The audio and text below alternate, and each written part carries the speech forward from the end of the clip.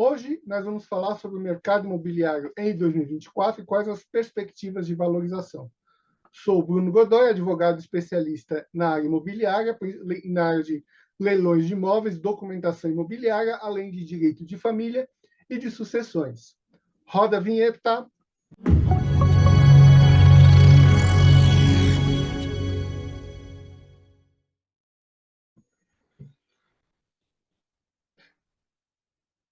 Eu peço para vocês, já deem o like e já se tornem assinantes regulares do canal, ok?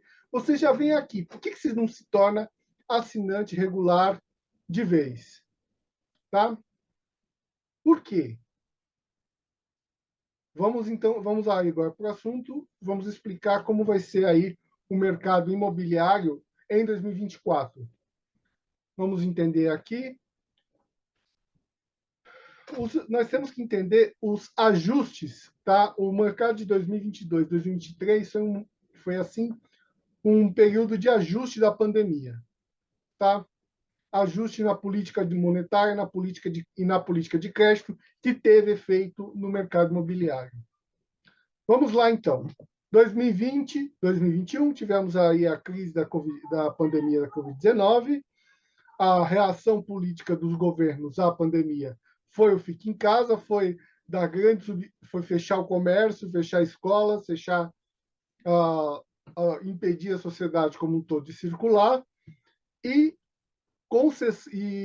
impressão de dinheiro e concessão de uma quantidade grande de auxílios aí para diminuir as demissões, diminuir as falências, diminuir as quebradeiras, né? Tivemos aí o auxílio emergencial, né, do Bolsonaro aí, 2020, né, as suspensões de contratos de trabalho, sistemas especiais de crédito, né? Isso foi no Brasil, isso foi no mundo todo, tá? Isso teve. Isso tem um efeito no mercado monetário, no mercado de crédito, no mercado monetário e, por isso, um efeito no mercado imobiliário. Governos imprimiram dinheiro para pagar os auxílios e para compensar as perdas fiscais da pandemia. Governos imprimiram dinheiro para isso. Certo? Como isso foi feito ajustando por meio de de impressão de dinheiro. Esse dinheiro aí que foi impresso, ele foi utilizado aí ele aumentou a disponibilidade de dinheiro disponível nos bancos. Isso levou a uma queda na taxa de juros do mercado imobiliário, né? Sim, houve uma bolha imobiliária. Quando tudo estava quebrado, todo mundo fechado, todo mundo com medo da Covid-19, o mercado de bancos o mercado imobiliário aí de construção, de bancos de concessão de empréstimos estava a toda. Certo?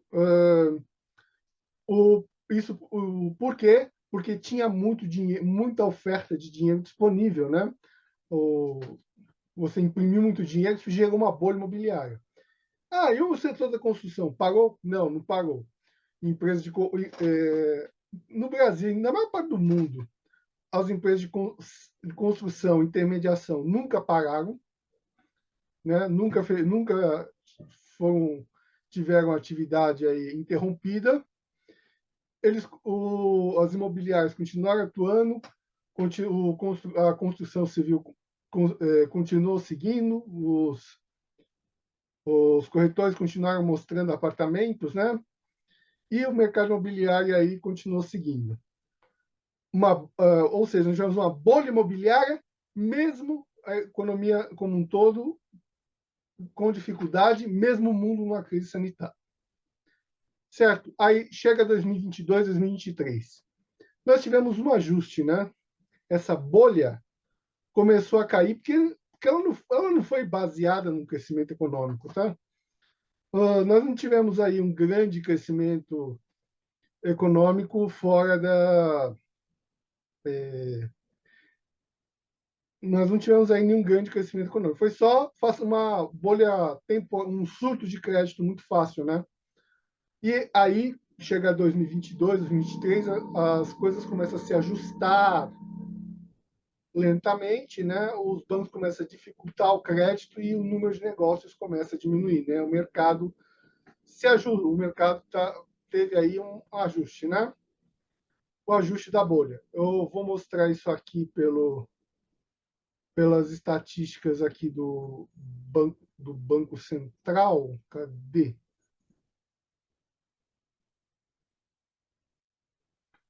E observe isso aqui, ó. Isso aqui é o indicador de custo de crédito, né? Você vê que começa a pandemia em março de 2020, rapidinho, ó, você chega a dezembro de 2020, você tem uma queda histórica na concessão de crédito, tá? O número de créditos que foram aí, que cresceram, caiu muito o custo de crédito, né? Você vê aqui maio,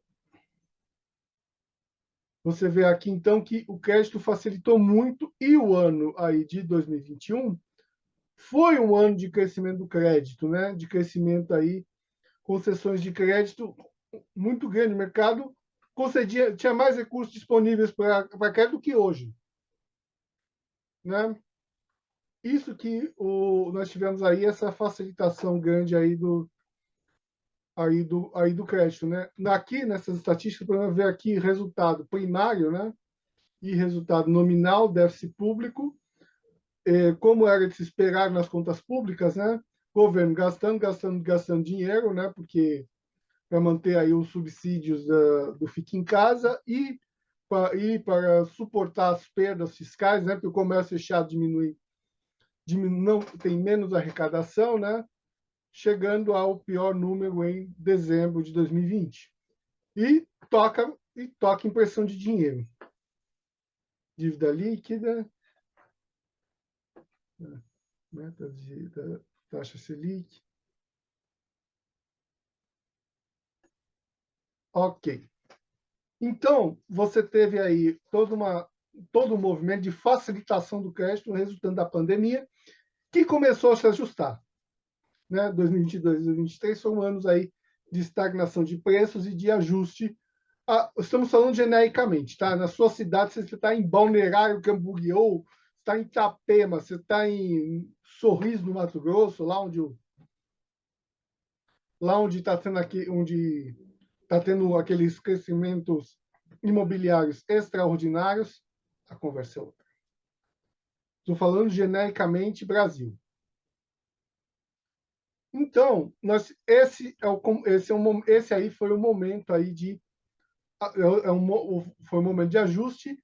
O ajuste provavelmente já se completou e tem uma tendência de melhora. Vou explicar que não é a melhor que está vindo, não é uma subida muito rápida, nem uma melhora muito grande. Tá?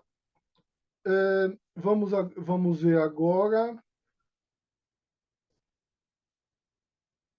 Agora você vai me perguntar: peraí, você está me dizendo que imóvel não se valoriza infinitamente? Sim, é isso mesmo. Os imóveis tendem a valorizar, mas existem N situações que caíram de preço.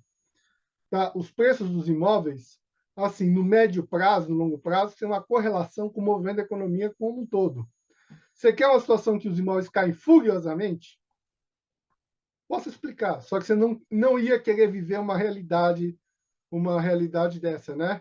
Nós tivemos a crise de 2008 nos Estados Unidos, a crise da Espanha de 2007, a crise da Irlanda de 2003, a crise do Japão. Por incrível que pareça, hoje os imóveis estão caindo há décadas no Japão, em Tóquio. Por incrível que pareça, hoje o valor real de um apartamento do metro quadrado num bairro de Tóquio é menor do que era há 15 anos atrás, em valores reais. Certo? Ou situações de recessão muito pesada podem derrubar o preço de imóvel. Tá? E existe agora isso no longo prazo. Se a economia cresce, o valor cresce rápido. Se a economia não cresce, ou tem uma recessão profunda, você pode ter queda ou não ter valorização real aí do preço dos imóveis. Tá? E eu queria mostrar aqui uma estatística. Qual o melhor indicador de movimento do mercado imobiliário? É muito difícil fazer isso, verificar isso direito, porque não tem estatística bonitinha. Mas a estatística bonitinha seria a publicidade dos dados aí do ITBI. O que é ITBI? ITBI é o Imposto de Transmissão Imobiliária. Todo negócio com imóvel, você vai pagar o ITBI, ao imposto, o comprador paga, ao imposto aí municipal, certo? Agora, eu não quero falar aqui de leis tributárias, quero falar de por que ele é uma estatística importante. Porque quando você vê o número de declarações de ITBI, o número de pessoas que pagaram ITBI e o valor real que foi realizado, você sabe o movimento e o valor dos negócios imobiliários. Tá? E sabe qual é uma das poucas cidades que tem isso? Porto Alegre, Rio Grande do Sul. Vou mostrar para vocês agora o site Transparência Ativa ITBI.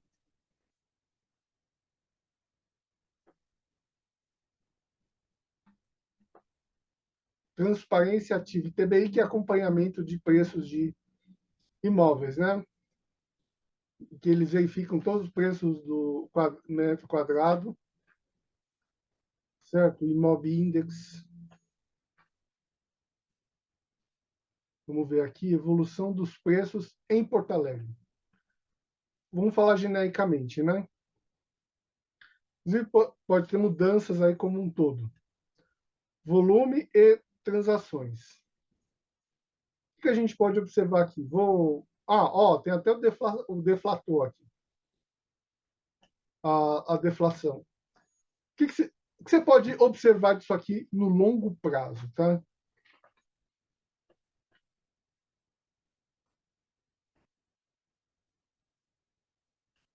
O que você pode observar aqui no longo prazo, né? No longo curso? A evolução real dos preços dos imóveis no metro quadrado, ele cresce conforme aí o andamento da economia. Você vê aí fevereiro de 2008 até novembro de 2014, o momento em que o metro quadrado em total em Porto Alegre mais cresceu foi então 2008, 2014. O que você tinha aqui? O crescimento aí, segundo governo Lula, primeiro governo Dilma. Um grande momento de crescimento econômico, né? Grande política aí dos campeões nacionais. Momento aí da nova matriz econômica. A partir daí, o que aconteceu? Ele só foi caindo. E por que ele só foi caindo? Ele só foi caindo porque o Brasil, o movimento da economia, em larga escala, níveis reais. Tá? Você separa isso por bairro, tem N circunstâncias aí que podem mudar a situação. Você teve a Lava Jato, a crise a recessão de 2015, crise aí da Operação Lava Jato, impeachment da presidenta Dilma Rousseff, né? E a pior recessão da história, né? A recessão de 2015, 2016 foi a pior da história, levou ao crescimento a queda do partido da administração do Partido dos Trabalhadores, né? Levou ao impeachment e o mercado nunca se recuperou disso. Isso aqui reflete reflete o Brasil como um todo de forma muito genérica.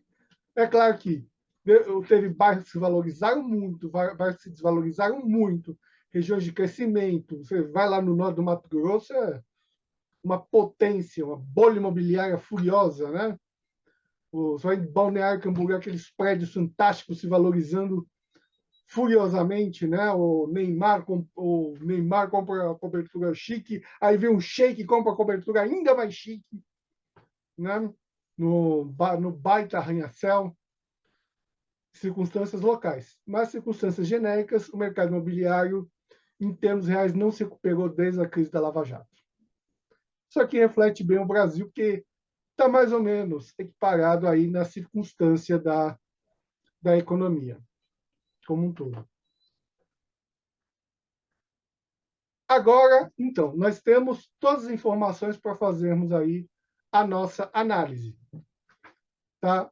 Então, os dois grandes elementos do mercado imobiliário, falando genericamente, não estou falando de realidades específicas, mais específicos, são o crescimento da economia e a disponibilidade de crédito. Tá? E